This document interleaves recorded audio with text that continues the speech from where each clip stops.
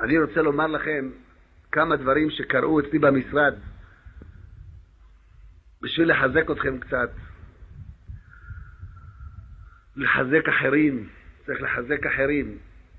לפעמים הקדוש ברוך הוא, השכינה מופיעה בכל מיני דרגות, רוח הקודש, דרך חלומות, דרך גילויים, בכל מיני דרכים, כדי לעורר יהודים בתשובה.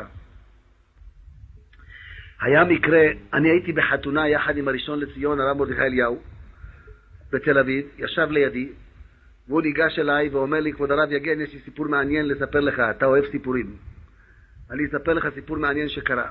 האישה באה אצלי, הוא התחיל רק לספר לי, אמרת לו, כבוד הרב, אני אספר לך את הסיפור יותר בפרוטרוט. הסיפור הוא מרגש. היא הייתה אצלו, ואחרי זה הייתה אצלי.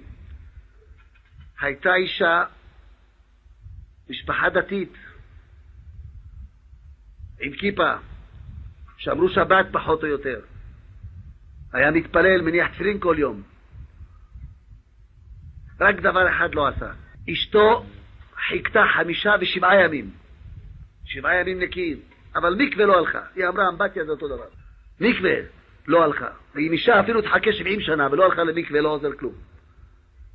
מקווה. הקדוש ברוך הוא שהוריד את הטומאה, אומר שרק המקווה מטהר. שום דבר אחר לא יעזור. בקיצור, רבותיי היקרים, האישה הזאת, מקווה לא נהגה ללכת. בעלה, אחרי 16 שנות נישואים, גרים בירושלים, במקור ברוך.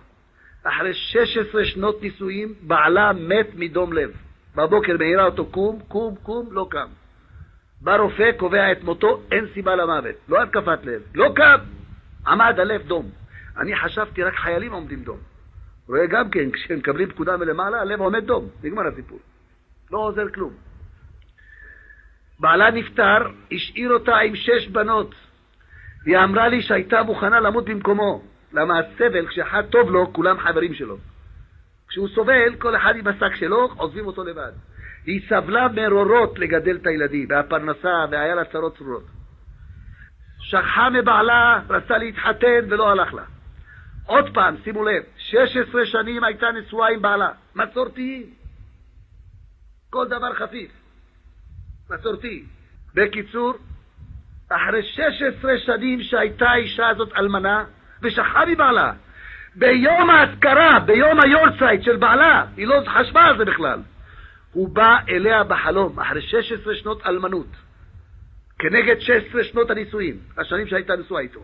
בא אליה בחלום קודר, שרוף. הוא אומר לה, מירי, אני בגללך נשרפתי בגיהינם 16 שנים.